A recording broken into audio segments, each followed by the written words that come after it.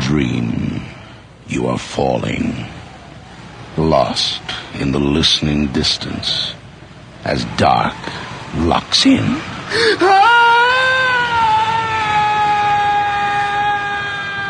Nightfall.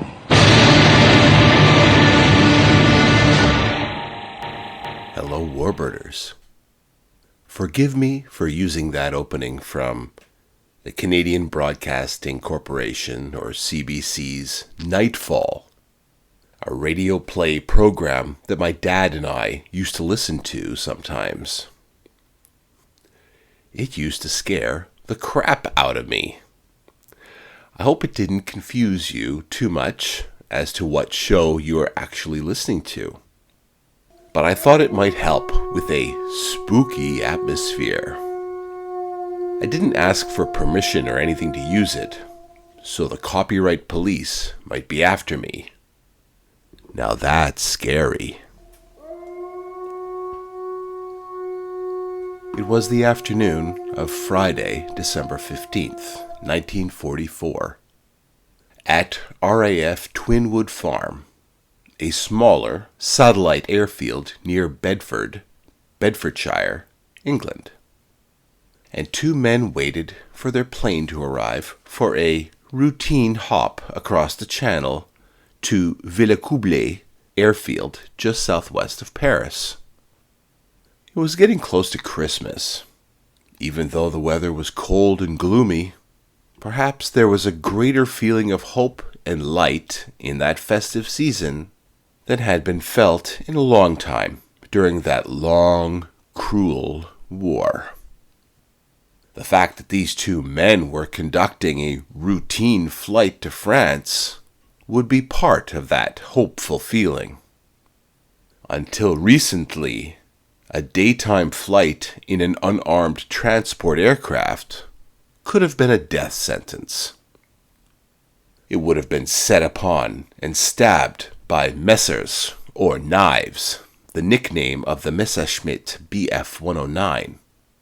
Or pounced upon by a pack of wolves. You know, Focke-Wulf 190s. But these nightmarish hazards had been pushed back, along with the Wehrmacht, almost to the enemy's lair. And it seemed as if the peril was done for. Although the weather was chilly and gloomy, the incoming pilot was confident of his skills.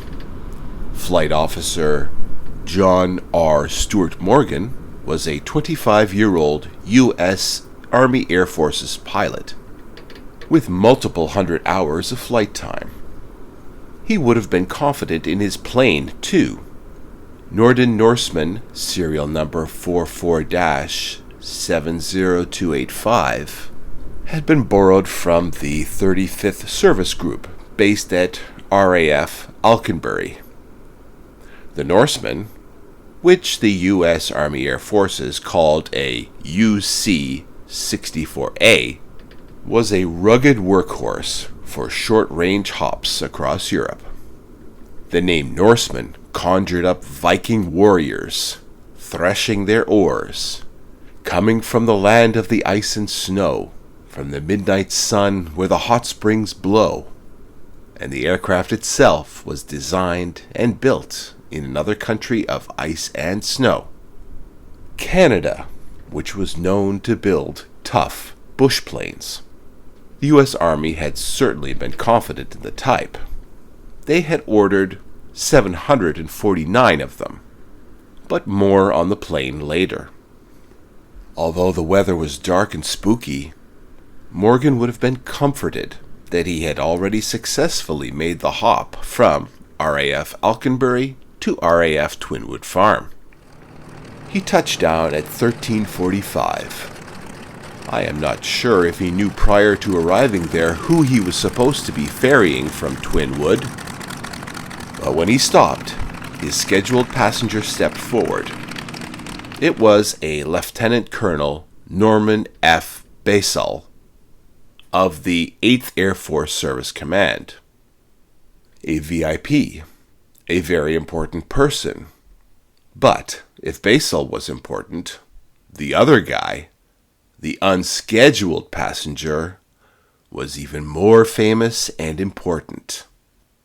He was a band leader, but not just any band leader. He was arguably the most popular musician in the world. And in early 1942, at the height of his popularity, when he was earning a weekly salary of the equivalent of almost $400,000 in today's money, he traded it all in for an officer's commission in the USAAF to form a morale-building musical unit. Yes, the band leader was Glenn Miller, and the unit was the Captain Glenn Miller Army Air Forces Orchestra. By the time 1944 rolled around and the impending D-Day invasion of Northwest Europe was looming, none other than General Dwight D. Eisenhower had sent a cable to Washington requesting transfer of Miller and his orchestra to London for the purposes of morale. Eisenhower stated in the message that Miller's band was the, open quotes, only organization capable of performing the mission required, close quotes. But on this cool and misty and foggy day, the hot weeks of June and the invasion of Normandy must have seemed very long ago indeed. But Miller and his orchestra were on the move again. Just as he had transferred to the UK before Overlord, he was now moving to Paris to be close to the armies for which it was his mission to help maintain morale. It was a busy time. As the band prepared to transfer, they also pre-recorded 80 hours of extra music so that there would be no break in their morale-critical broadcasting. By the second week of December, Miller was set to head to Paris to arrange for his unit's arrival. But something seemed to be preventing him. His flight was cancelled on December 13, and then again on December 14. But then, what seemed to be a lucky break. Miller learned that his acquaintance, Lieutenant Colonel Norman F. Basil, was heading to the continent the very next day. And so this is what placed the two men at RAF Twinwood Farm as the Norseman taxied up to them. The rugged, single-engine transport was barely on the ground for 10 minutes for its two important passengers to hop in. The Norseman taxied out into the gloom and swirling mist to take off, disappearing in the fog. In less than 2 hours, they were to be at their destination at Villa Coublé. But they were never seen again. There was no radio contact, no wreckage, no survivors. The channel simply swallowed the Norseman whole. And what about the Norseman? Robert Bernard Cornelius Noorduyn was born in Nijmegen, Netherlands, to a Dutch father and an English mother. He worked his way up from draftsman to chief draftsman to designer all over the place. From Sopwith to the British Aerial Transport Company, to Fokker, to Belanca in Wilmington, Delaware. Having worked on the Belanca pacemaker, a classic bush plane, Noorduyn had ideas for his own design and so created his own company, the Noorduyn Aircraft Limited, in early 1933 in Montreal, Canada. Noorduyn's bush plane was a high-wing monoplane with the wings braced by struts to the fuselage. The high wing provided the best clearance from docks and seaplane ramp fencing and the least opportunity for damage. And the aircraft structure was designed so that it would be easily repaired in the bush. Although intended to use all three, The new bush plane was first fitted with floats, and then skis, and then finally wheels. The fat, cylindrical fuselage was formed with fabric-covered welded steel tubing. The wings were also composed of a wood structure covered in fabric, except for steel tubing in the flaps and ailerons. The divided landing gear were fitted to the fuselage stubs, with the legs secured with only 2 bolts each to allow for quick changes of wheels or floats or skis. The tail could be fitted with a wheel or a skid. It was powered by a Wright R975 Whirlwind, which was a 9-cylinder air-cooled radial engine, which was built in vast numbers to power everything from the Beechcraft Staggerwing to the M4 Sherman tank. Named the Norseman, a word that evokes strength, toughness, courage, exploration, and mastery over wilderness, water, and land, the new plane became a popular and commercially successful bush plane. It even played a role in a film, Captains of the Clouds, directed by Michael Curtis and starring James Cagney. With the outbreak of World War II, the RCAF, the Royal Canadian Air Force, ordered 38 Norsemen for radio and navigation training for the British Commonwealth Air Training Plan. In 1941, the USAAF was looking to establish facilities in Greenland for possible staging routes for aircraft to Europe, and needed a transport aircraft rugged enough to survive in the harsh conditions of the Arctic. USAAF Colonel Bernd Balchen asked for 6 Norsemen to be diverted from RCAF orders, and following evaluation decided that the Norseman was perfect for the job, after some extra fuel tanks were installed to extend the range. The USAAF started ordering what they called the C-46A Norseman, and eventually almost 800 served in U.S. forces, including the U.S. Navy and the U.S. Army Corps of Engineers. They served all over, from Alaska to Europe, including Norseman serial number 4470285, which took off on that gloomy day in December 1944 with Glenn Miller and the other 2.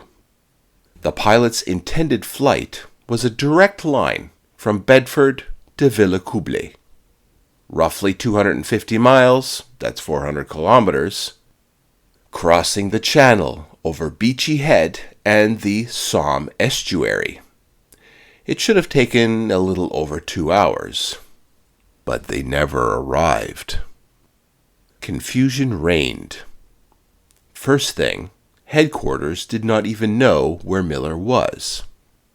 His official flights had been cancelled. The flight that he had hopped on was simply happenstance, as he knew the other passenger and had horned his way on board. So Miller just disappeared into thin air.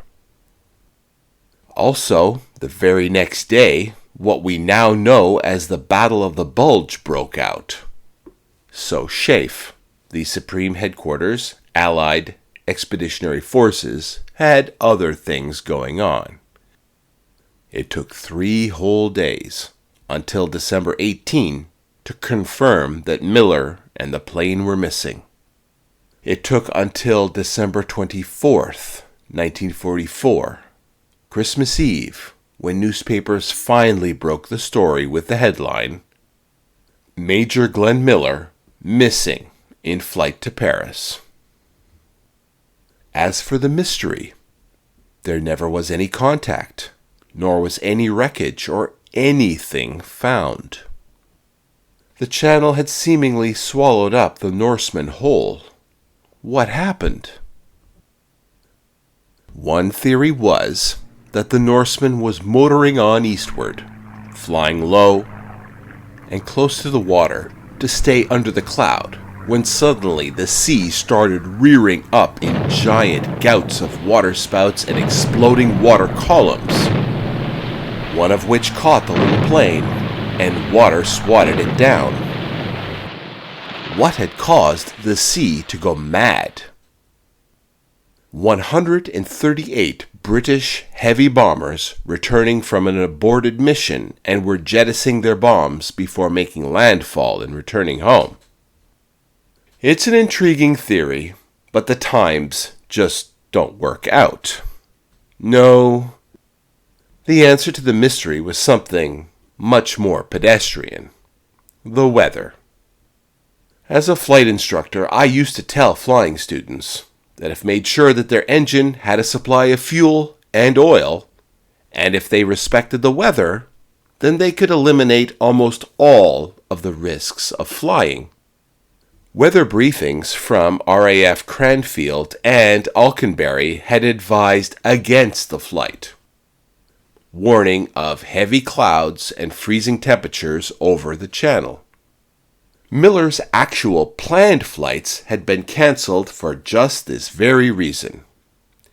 Due to the bad weather, the RAF training unit at RAF Twinwood Farm had stood down operations for the day also, although the aerodrome was still open. Morgan, the pilot of the Norseman, had reportedly believed he could fly under the weather, skimming below the clouds at about 2,000 feet. With the cold, moist air and low cloud and mist, icing conditions were ideal. Picking up ice is bad for every single one of the 4 factors affecting flight. It adds weight, messes up the shape of the propeller, wings, and control surfaces, adds drag, and finally, if it develops on the engine intake or in the carburetor, it will strangle the engine to death. Beyond carburetor heat, the Norseman had no anti-icing equipment. If that is what happened, the silent killer of ice would have gradually built up. Maybe if it had happened early enough and been noticed early enough, they could have turned back. But as it was, they probably couldn't go up because that would have taken them even more into the icing cloud. And probably the plane couldn't even climb at that point. It might not even have been able to maintain altitude as the cold killer ice built up, millimeter by millimeter. Morgan probably threw on the carburetor heat, which does rob the engine of some RPM because hot air is less dense, but it might have helped with the buildup of ice in the carburetor. And he probably kept on adding power until they were at balls to the wall and still not able to maintain altitude. Teetering on the edge of a stall, worried about turning with ailerons, which can throw you into a stall spin when you're flying this slow and close to a wind stall. Did the men look worriedly at each other? Did Miller express fear that he wasn't even wearing a life jacket? Did Morgan tell them that this particular aircraft reportedly carried no radio beacon or even a dinghy? Or did they all just know that the close to freezing temperature of the channel would have made those deficits moot anyway? Even if they managed to survive the ditching, the cold water would have finished them off swiftly. The Norseman didn't even have a stall warning device. The manual states, open quotes, "Approaching stall is indicated by a noticeable buffeting of the controls. Recovery is accomplished by lowering the nose and applying power." Close quotes. So in the final seconds of the flight, maybe Morgan felt a buffeting of the controls, but there was little that he could do at that point. His throttle was probably already at the wall, if his engine was still running and not strangled by the carburetor ice. He probably had little altitude to play with to push the nose down. You've heard of dead men walking? These were dead men flying. Was there talking or shouting or praying? Maybe. Were there shouted curses as the iced-up aircraft stalled, dropped a wing, and nosed towards the hard, cold water? Probably. But moments later, there was just silence.